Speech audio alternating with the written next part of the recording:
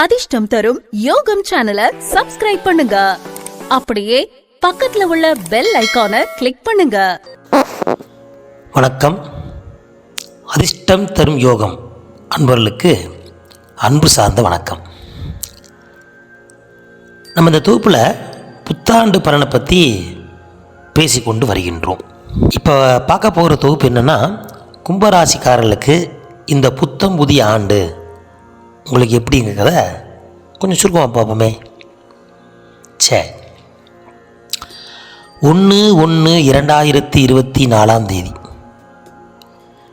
24 வருஷம் திங்கட்கிழமை நமக்கு இந்த புத்தம் புதிய ஆண்டு பிறக்குது. கும்பராசி காலதேவன் வீட்டில் வந்து இது எதை குறிக்குது அப்படி பார்த்தீங்கன்னா,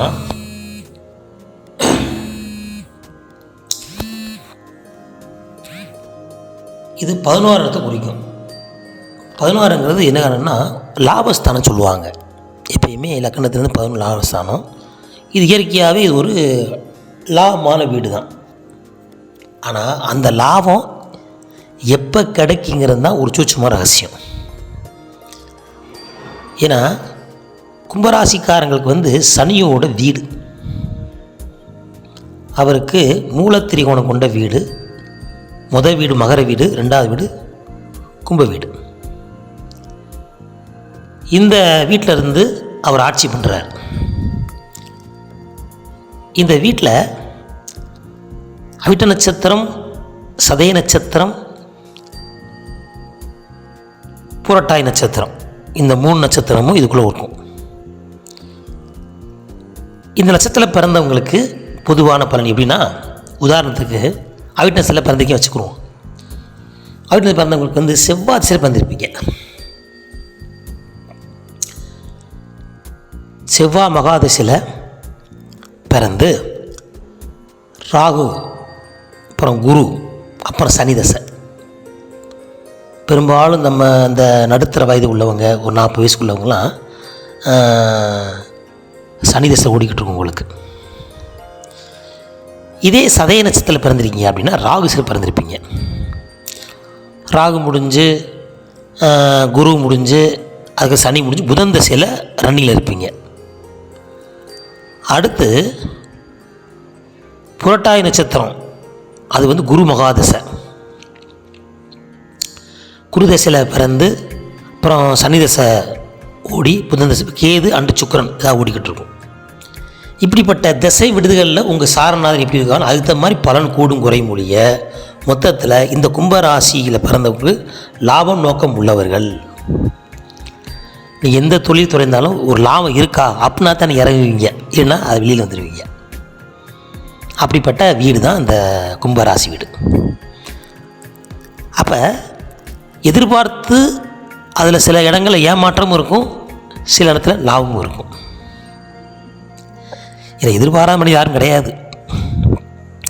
என்ன அப்படின்னா, நிறைய செஞ்சு நீங்கள் சொந்த பந்தத்துலேயும் சரி நட்புட்டையும் சரி ரொம்ப ஏமாற்றங்கள் அதிகமாக இருக்கும் வாழ்க்கையில். சனியோட இதே அவருடைய குடும்பத்திலே வேணான்னாங்க, அதே ஒரு பெரிய ஏமாற்றம் அவருக்கு. அதனால் மகர ராசி கும்பராசி பிறந்தவங்களும் ஏமாற்றம் கண்டிப்பாக இருக்கும். வாழ்க்கையில் யார்கிட்டயா ஏமாந்துருப்பீங்க, இல்லை ஏமாற்றப்பட்டிருப்பீங்க. அப்படிப்பட்ட ராசி தான் கும்பராசி. யாருக்கும் தலை வணங்க மாட்டாங்க. இவங்க நிலச்சி நிற்கிறது ரொம்ப ஒரு கடினம். ஏன்னா ஒவ்வொரு திசைகள்லையும் ஒவ்வொரு இடத்துல இருப்பாங்க. ஒன்று போல இருப்பாங்களான்னா சொல்ல முடியாது. நிலைத்த தன்மை கொஞ்சம் இருக்கிறது கொஞ்சம் அதுதான். மாறிக்கொண்டு இருப்பார்கள். புதிய புதிய வேலைகளை பார்ப்பாங்க. வெளிநாடு போகக்கூடிய யோகம் சில பேருக்கு உண்டு.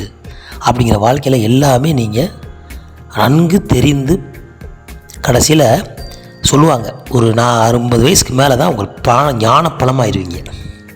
அது வரைக்கும் உங்களுக்கு வாழ்க்கையில் போராட்டம் இருப்பது முற்றிலும் உண்மையே. இதில் பார்த்திங்கன்னா இப்போ சனி தசை வேறு, 7 சனி. இந்த சனி தசை வந்து உங்களுக்கு ஜென்ம சனியாக வர்றார். டிசம்பர் 20 புறப்பட்டார். அவர் விட்டு தான் வர்றாரு. அதனால் பயந்துட வேணாம். ஏன்னா அவர் 2வது சுத்தம் ஒரு பெரும்பாலும் கும்பராசிக்காரங்களுக்கு 2வது சுற்றில் வருவார் அவர். அதனால் நீங்கள் அதை பற்றி கவலைப்பட வேண்டிய அவசியம் இல்லை. அப்போ 2வது திசை வந்து மங்கு சனி, அப்புறம் பொங்கு சனிம்பாங்க. 30 வயசுக்குள்ளே உங்களுக்கு இது கொஞ்சம் போராட்டம். 30 வயசுக்கு மேலே கண்டிப்பாக யோகங்க, அதில் மாட்டுக்கிறது கிடையாது. ஏன்னா தொழில் மாற்றங்கள், ஒரு இடத்துல வேலை பார்த்துட்ருப்பீங்க, உங்களுக்கும் அவர் கருத்து பெற வந்துருக்கு, வெளியே வந்துடுவீங்க, வேறு வேலை பார்ப்பீங்க. ஏன்னா சும்மா இருக்க மாட்டாங்க.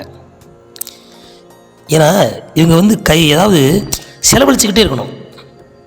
உங்கள் கை சும்மா இருக்குமா? என்னத்தையும் செலவழிக்கணும். அப்போ நமக்கு வருமானம் வேணும், அதை தேடிக்கொண்டே இருப்பீர்கள். இதுதான் கும்பராசி. என்ன எவ்வளோ போட்டாலும் பற்ற மாட்டேங்க, எப்படி பற்றும்? நமக்கு தேவை அதிகமாக இருக்குதே. அப்போ தேவைக்கு ஓடிக்கொண்டே இருப்பார்கள். அந்த நட்சத்திரம் இந்த மாதிரி சில பேருக்கு கொஞ்சம் 30%, சிலர் 50%, சிலர் 100%. அப்படித்தான் மாற்றங்கள் ஒழிய ஏதாவது ஒன்றை தேடிக்கொண்டே இருக்கக்கூடியவங்க தான் இந்த கும்பராசி நேயர்கள். சனி பகவான் எப்படி பற்றட்டு இருக்கானோ, நீங்கள் வாழ்க்கையில் பற்றட்டு தான் இருக்கணுங்க. அதுதான், யாருமே பற்று வைக்கக்கூடாது. உங்களுக்கு நீங்களே பற்று. தனக்கு தானே கதாநாயகன், தானே வேலை பார்க்க, தானே சமையல் பண்ண, தானே பாத்திரம் கழுவேன். முதலாளியா நான் தான். ஐயா உங்களுக்கு கூட ஹெல்ப்பர் யாரும் இல்லையாங்க? உதவியாக நான் தான். சாப்பாடு நீங்களே பொங்கி, நீங்களே சாப்பிட்டு, நீங்களே பாத்திரம் கழிக்கிற மாதிரி. அதுதான் உங்களுக்கு செட் ஆகும். ஏன்னா உங்கள் கூட ஒருத்தவங்க இருந்து உங்களை மாதிரியே நட்பாக பழகி வர்றது ரொம்ப ரேர். அது ஒத்தே வராது. அதனால் கும்பராசியை பொறுத்த வரைக்கும் நீங்களாகவே இருங்க. நீங்கள் அவங்களுக்காக மாறினேன், இவங்க சொன்னக்காக இது பண்ணேன், அந்த சோழியை வச்சுக்க வேண்டாம். நீங்களாகவே இருந்தாலே ஒன்றைக்குமே நீங்கள் ராஜா தான். யாருக்கும் நீ அடிமையாக இருக்கும், அடிபணிய வேண்டாம், அடிமையாக இருக்க வேண்டாம். கண்டிப்பான முறையில் லாபஸ்தானம் இருக்கிறதுனால எப்படியாவது நீங்கள் வாழ்க்கையில் முன்னேறி விடுவீர்கள். அதில் மாற்றமே கிடையாதுன்னு மாறுதட்டி சொல்லலாம். எப்படி நீங்கள் வாழ்க்கையில் 50 வயசுக்கு மேலே உங்களுக்கு நல்ல ராஜ வாழ்க்கை அருமையாக கிடைக்கும். அதனால் இந்த 45 வயசு 50 வயசுக்கு மேலே ஒருங்க இருந்தீங்கன்னா உண்மையிலே இந்த ஜென்மச்சனி மிக மிக சிறப்பான பலனை கொடுக்கும். சில பேர் ஜென்மச்சனி ஐயோ 7 சனி ஆரம்பிச்சிருச்சு, எனக்கு இப்படி ஆயிரும் அப்படியான பயப்பட வேண்டாம். பயமே இருக்கக்கூடாது. நமக்கு வந்து பிரம்மன் எழுதிய எழுத்தை திருமுருகப்பெருமான் திருக்காலால் அழிச்சிருவார். சுவாமி எதுக்கு இருக்காங்க? வழிபாடு பண்ணுவோம். திருநாள் போய் சொல்லுவாங்க, அங்கே யார் இருக்கா? சுவாமி தர்பானீஸ்வரர் இருக்கார். அவர்கிட்ட போய் அவர் அங்கே சிலைவர் அங்கே இருக்கார், இவரே வழிபடணும், அவரே வழிபடணும். ஏன் அங்கே போய் சொல்கிறாங்க? கதாநாயகன் யார்? தர்பானீஸ்வரர். ஒரு காலம் தர்பையாக இருந்தது. அது புறாமே தர்பைக்கு என்ன பலன்? அதை எடுக்கவும் செய்யும், கொடுக்கவும் செய்யும். நல்ல காரியத்துக்கும் தர்பை வேணும், பிற அசுப காரியங்களுக்கும் தர்பை வேணும். அந்த மாதிரி சனி பகவான் என்றைக்குமே நல்லவன் அவன் தான், அவனுக்கு அவன் நிகரான அவன் தான். அதுக்கு யாருமே அவன்கிட்ட போட்டி விட முடியாது. அப்படிப்பட்ட ராசிக்காரங்கிட்ட உங்கள் கூட இருந்து உங்கள் மனசுப்படி செஞ்சால் உண்மையில் உங்களை விட அவங்க தான் மிகப்பெரிய ராஜா. உங்கள் கூட இருந்து உங்கள் கூட பேச்சை கேட்டு பொறுமையாக இருந்துட்டாங்கன்னா உண்மையிலே அவனுக்கு தான் வளர்ந்து கொடுக்கணும். ஏன்னா அவளை இது. அப்போ இந்த கும்பராசிக்காரங்க நட்பு வட்டாரத்திலும் சரி, சொந்த பந்தங்கண்டும் சரி, ஏன் கட்டமாட்டும் சரி, எல்லார்ட்டையும் நீங்கள் ரொம்ப அதிகமான ஈடுபாடு வேண்டாம். இது பொதுவான பலன். அதுக்காக பாசமாக இருக்காதீங்க, எல்லார்ட்டையும் நீங்கள் கண்டிப்பாக சொல்ல வரல. நமக்கு தகுந்த மாதிரி அதை நெளிஞ்சு குளிஞ்சு மாதிரி உங்களுக்கு யோகமாக இருக்குதுன்னு தான் இந்த பதிவே. நாங்கள் சொல்கிற விஷயம் என்னென்னா, எல்லா 12 ராசிக்காரும் நல்லா இருக்கணும், 12 ராசியில் செல்வ செழிப்பாக இருக்கணும், அதில் தப்பிக்கணும். அதுக்கு தான் இந்த யோசனை. அதுக்காக நீங்கள் இப்படி இருங்க அப்படின்னு உங்களை வற்புறுத்தலை. நீங்கள் நல்லா இருந்தால் அது எங்களுக்கு கொடுத்த வெற்றி. அதனால் ஜென்மச்சனி இருக்குது, நம்ம சுதந்திரம் ஆயிடுவோம், நமக்கு அப்படி ஆயிரும் இப்படி ஆயிரும் அப்படின்னு நீங்கள் மனசில் எந்த வித கவலையும் இருக்கக்கூடாது. முதல்ல அதை தெரிஞ்சுக்கங்க. தெளிவு. பரிசு எழுத படிச்சிட்டோம்னா நம்ம பரிசு எழுத போகிறோம், அதுக்கு பயப்படணும். குழந்தைங்கள்லாம் படிக்கிறாங்கன்னா நல்லா படித்தவங்க ஃபஸ்ட்டு மார்க் எடுப்பாங்க. படிக்கிறேன்னா அது மாதிரி தான் வாழ்க்கைங்கிறது ஒரு பயணம். வாழ்க்கைங்க படிப்படியாக உயரத்தான் முடியும், கீழே போகாது, வயசு கூட்டிகிட்டு தான் இருக்கும். அதனால் உங்கள் அனுபவமே உங்களுடைய வாழ்க்கை, உங்கள் அனுபவமே உங்களுக்கு நிகர், உங்கள் அனுபவமே உங்களுடைய வெற்றி. இவ்வளோதாங்க. ஒவ்வொரு வயசுகளையும் நல்லா அனுபவப்பட்டிருப்பீங்க. ஆனால் அது எப்போ முழுமையடையும்னா 45 வயசு 50 வயசு மேலே அப்பாடா நம்ம ஏமாந்த வாழ்ந்துட்டோமேடா பொழப்ப அப்படின்னு நீங்கள் யோசிப்பீங்க. இவங்க செய்வாங்க அவங்க செய்யாமல் நம்ம இறங்கி செஞ்சதுக்கு ஏன் செஞ்சீங்க, உங்களை யார் செய்ய சொன்னா? அப்படி தான் கேட்கும் இந்த உலகம். அப்படி தாங்க இருக்குது. உன்னை யார் செய்ய சொன்னா? நாங்கள் சொன்னோம் அதுக்காக செஞ்சிடறதா அப்படின்னு தான் சொல்லுவாங்க இல்லையா. நீ செஞ்சுட்ட அவன் அந்த பேச்சே வராது. அதனால் எப்பயுமே பலனை எதிர்பார்த்து யாருக்கும் செய்யாதீங்க. வந்தாலும் சந்தோஷம், வராட்டி சந்தோஷம் செய்யுங்க, உங்களுக்கு பிரச்சனை கிடையாது.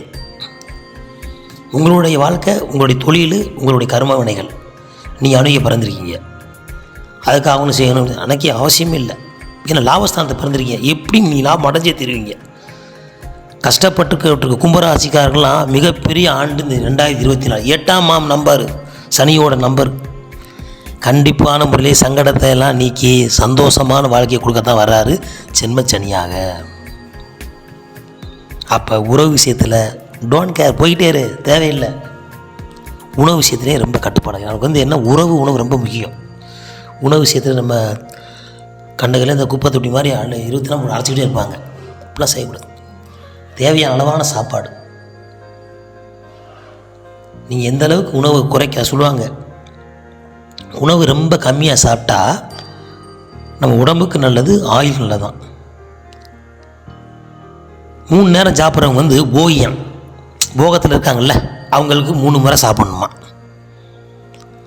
அப்புறம் 2 நேரம் சாப்பிட்றவங்க அவங்க யோகியம், அது போகிவன் யோகி.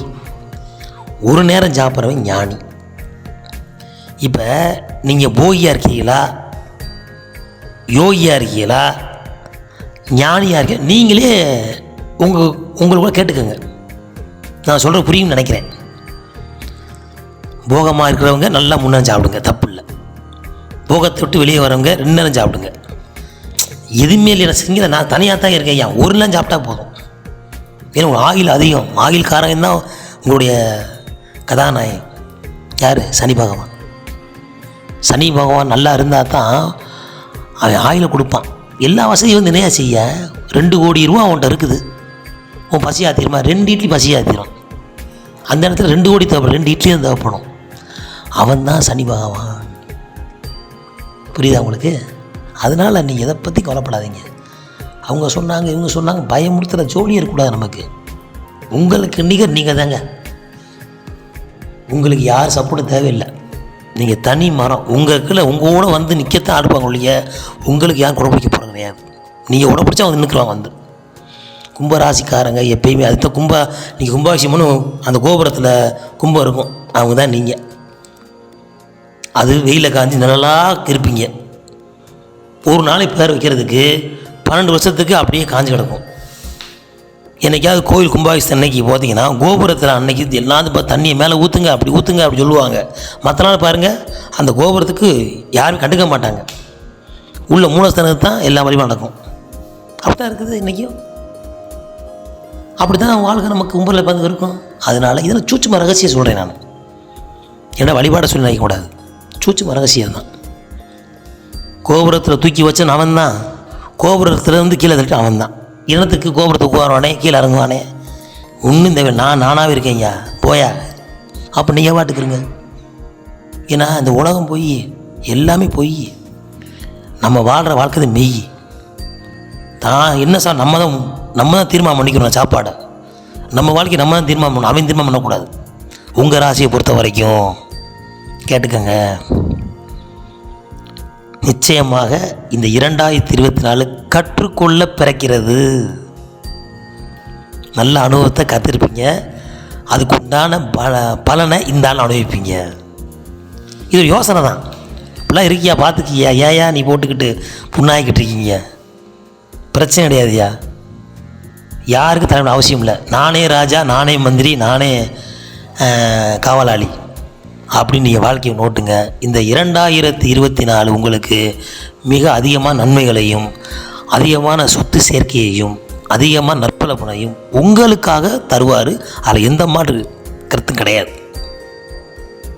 வந்தாலும் சந்தோஷம், வராது சந்தோஷம் இருங்க, கண்டிப்பாக வந்துடுங்க. சனி வேலையை அதுதான். ரொம்ப எதிர்பார்க்கானா உன்னை ஆட்டி வைப்பா. ஐயோ நீ கொடுத்தாலும் சந்தோஷமியா, கொடுக்காலும் சந்தோஷம் சொல்லுங்கள், கொடுத்து போயிடுவான்.